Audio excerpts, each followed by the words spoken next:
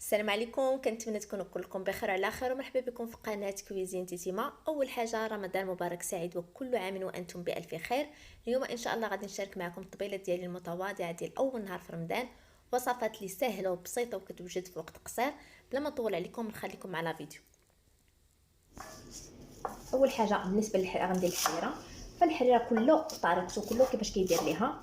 انا هنا غناخذ كرافس ونقطع بحال هكا، نتوما يمكن لكم ديروها بحال هكا، انا كنفضل ان نقطع بحال هكا. نديرها بحال هكا بس طريقه نقطع ربيع يعني قزبر ومعدنوس. درت واحد شويه يعني خليط ما بيناتهم بجوج وغنقطعو حتى هو بحال هكا. بالنسبه لهاد الجدر ديالو علاش ما حيدتوش لحقاش باقي مطريين، يعني باقي فتيين. بالنسبه للكرابس كرابس القزبور اولا الربيع، انا كيعجبني في الحريره تنخرج ما يكونش في الفريغو، كيعجبني يكون بحال هكا. سيرتو خصوصا انني زعما ما كنديرش الحريره يوميا، كنديرها نهار لا اولا كندير ديال يومين. غادي ناخذ كوكوط وغندير فيها جبانيه ديال الحمص اللي كيكون مرقد من قبل الليله قبل. وهنا عندي العدس حتى هو اللي كتكون يعني متزكاه باش ما يتفرتش ليكم، كيبقى صاين. يعني واحد الكميه ديال العدس.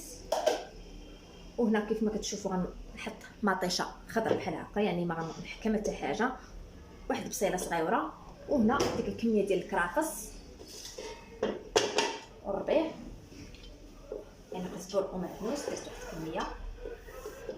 بالنسبه للتوابل غنستعمل هنا واحد المعلقه ديال السمن الحار، ندير معلقه، ندير واحد راس معلقه هكا ديال القرفه، بزار، سكنجبير، خرقوم معلق والملحه. هنا غادي نمرق بالماء سخون، بسم الله، وغادي نديرها طيب حتى تطيب لي هاد المكونات مزيان، يعني طيب لي الحمص مزيان تقريبا واحد نص ساعه المكانه.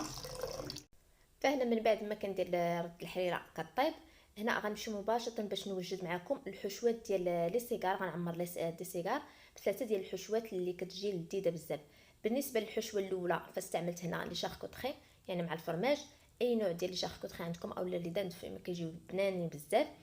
هنا غنخليها على جنب وغنمشيو مباشره باش نوجدوا الحشوه الثانيه اللي هي بالدجاج والخضره والفطر، كتجي رائعه. ما تشبعوش منها، سيرتو هاد الثانيه كتجي لذيذه بزاف بالدجاج وبواحد يعني التتبيله اللي رائعه بزاف، وخضر مشكله كتجي خطيره في المذاق. بالنسبه للتفاصيل ديال هذا الفيديو فهاد الحشوات بثلاثه غنخليهم لكم في الفيديو الجاي ان شاء الله. مورا هذا صورتهم بوحديتهم لحقاش ما بغيتش نجمعهم هذا الفيديو، غيجي فيديو اللي طويل بزاف. هنا بالنسبه للحشوه الثالثه ديال البطاطا اللي معروفه، البطاطا والطون والزيتون، كتجي رائعه، والفرماج كتجي حتى هي زوينه كيحماقوا على الدراري الصغار. هنا من بعد ما كنوجد الحشوه ديالي بالثلاثه فكنستفهم قدامي كلهم وكنبدا نعمر الورقه ديالي، يا اما ديرهم بريوات على شكل بريوات يا اما ديرهم في المجمد. هنا بالنسبه لي انا درت كميه كبيره باش نحتفظ بها في المجمد وندير كميه ديال الفطور ديال داك النهار. هنا غنوجد الرايح للسحور، غناخذ واحد نص لتر الحليب وغنديرو فوق البوطه حتى يغلى مزيان. غناخذ واحد الخلاط وغنوضع فيه نص لتر ديال الحليب اخر، غنضيف ليه دانون اولا يوغورت ديال عاقد، من الاحسن يكون عاقد، وغنضيف ليه كذلك واحد ساشي فاني، غنضيف ليه كذلك واحد 3 معالق ديال السكر،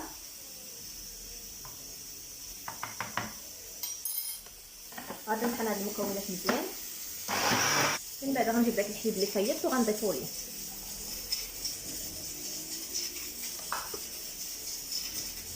وغادي نخلط مره اخرى. من بعد غنجيب الكؤوس وغادي نفرغو فيها هكا.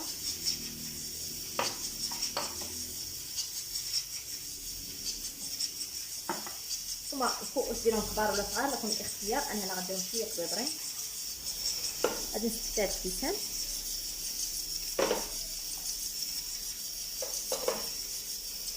وهنا غادي ناخذ الماء يكون صايب، يعني الماء يكون غليان، وغادي نفرغو. كما كتلاحظوا هنا ان الماء كيوصل ليا النص المستوى ديالي كيكون نص ديال الكؤوس. كنجي كنقصهم بشي مليدي بحال هكا وكنديرها الغطا ديالها وكنحطها في شي بلاصه تكون دافيه في الكوزينه. انا غنحطها بحال هكا، غندخلها للفران. الفران يعني بطبيعه الحال طافي. هنا من بعد ما دازت واحد نص ساعه كيف قلت لكم كنحيد هاد المطيشه اللي خليتها بحال هكا. غندير لهم واحد شويه ديال الماء ديال هاد الحريرانيت وغادي نطحنهم مزيان. من بعد كنعاود نرشح لديك الحريره على كوكوط وكنحرك. انا كيف ما كتلاحظوا ان الحمص راه طاب، هانتوما يعني ولا الحمص زبده. غناخذ داك الخلاط يعني بلا ما نغسلو وغندير فيه الماء وغنوضع فيه الطحين يعني باش ندور الحريره. ندير فيه واحد الكميه ديال الفورص وغنضيف ليه واحد 2 معالق ديال مرقه الطماطم ولا ما تشطحوا. بالنسبه لي هنا انا محتاجه كاع المجمد وغادي نطحن كلشي. من بعد كنشدو كندورها بداك الماء والطحين اللي درت مع مرقه الطماطم وكنحرك. هنا من بعد ما خليتها حتى طاب لي يعني طاب الطحين واحد 10 دقائق ولا 15 دقيقه. غنضيف هنا الشعريه. من الاحسن الا كانت عندكم ديال السفه كتجي صراحه فيها زوينه بزاف كتعجبني على هاد الاخرى. ديروا ديك الرقيقه. وهنا غندير واحد شويه ديال القزبر ومعدنوس يعني خضر مقطع في اخر لحظه كيعطي واحد المذاق زوين. يمكن لكم ديروا طريفه اللحم في الاول اللي بغيتو على حسب نتوما شنو عندكم. انا هنا ما كانوش عندي اكتفيت بداكشي اللي عندي في الدار. وفي الاخير غندير واحد المعلقه صغيره ديال السمن. انا ما كنديرش فيها الزيت كنطيب بحال هكا. من الاحسن يكون السمن ديال البلاد يعني السمن حار كيعطي واحد المذاق زوين. صافي كنخليها واحد 2 دقائق وكنطفي عليها. هنا غنجي باش نوجدوا العشاء. بالنسبه للدجاج غادي ناخذ هنايا الدجاج وغنضيف ليه معلقه ديال المطارد،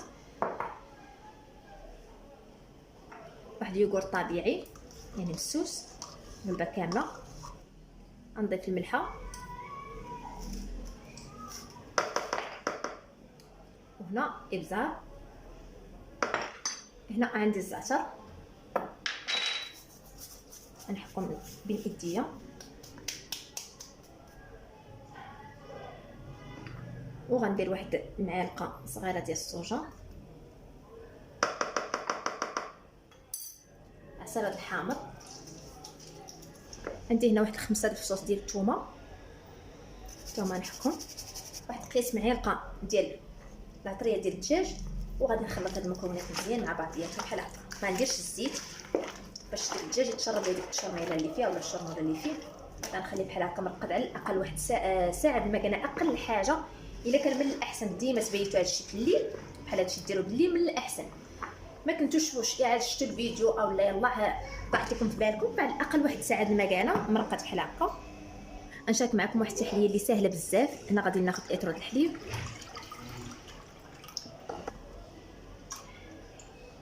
وغادي نضيف ليه 4 معالق ديال سنيده اولا على حسب الذوق 3 حتى 4 3 وهذه الرابعه. وغنضيف كذلك 4 معالق ديال النشا 2 3 4.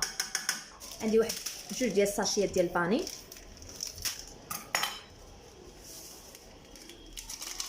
غنحركهم على البارد ومن بعد غنوضعهم فوق النار مع التحريك المستمر حتى كيعقد ديال الخليط. هنا غنجيب كؤوس ديال التقديم وغنفرغو فيها من بعد ما خليت البوطه حتى عقاد بحال هكا. حاولوا انكم فاش ديروا فوق البوطه يعني تبقاو تحركوا باش ما يسقش يكون في القاع ديال الكاسرول. بعد ما كنضرب هاد الكؤوس كنضرب بهم بحال هكا شويه باش يتقرب المستوى ديال الوجه ديالهم وكنخليهم فوق درجه يعني فوق سطح العمل حتى كياخذوا درجه حراره المطبخ. عاد باش كندخلهم للثلاجه كفتو في راسهم ونمشيو مباشره باش نوجدوا الطبقه الثانيه. واحد الكاسرول وغنشد الفريز وغنقطعو فيه على شكل مربعات صغار بحال هكا. واحد الكميه ديال الفريز على حسب الرغبه ديالكم. هنا غناخذ واحد نص حامضه، عصير ديال نص حامضه غنعصرو عليه، وغادي ناخذ قياس ديال واحد 4 معالق حتى المهم 3 حتى 4 على حسب الذوق ديالكم. لا انا غندير 4 معالقات، وغنديرو على عافيه تكون مهيله حتى كيطيب ليا واحد على اقل واحد 5 دقائق حتى 10 دقائق. غادي نفرغو فوق هاد الكويسات من بعد ما هاد الطبقه الاولى قفطات ليا في راسها، يعني دخلت من الثلاجه ها بشويه باش ما يديرش لكم شي حفره فيها بحال هكا، يعني ها بشويه وما تطلعوش بزاف.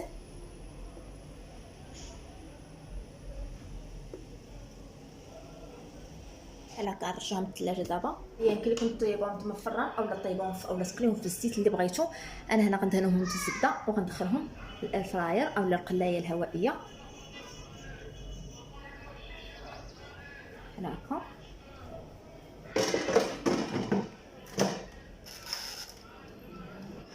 من بعد ما كنحيد السيجار كنحط هنا الدجاج، هذا بالنسبه للعشاء، يعني حتى كنبغي نحط الفطور وكنحط الفطور هذا فاش كنحطو تحمر بحال هكا. هادو هما الجنيوحات ديالي من بعد ما كيدوز واحد 20 دقيقه تقريبا في الاير فراير، صراحه كيجيو محمرين ولذاذين وطايبين. هنا حتى كنصليو العشاء عاد باش كناكلوهم. هنا التحليه ديالنا من بعد ما كنخرجها من الثلاجه، يعني من بعد ما كتبرد كنزينها هنا بشرائح ديال الفراوله. شوفوا الشكل ديالها كيفاش كيجي من الداخل، صراحه كتجي واحد المذاق اللي رائع بزاف.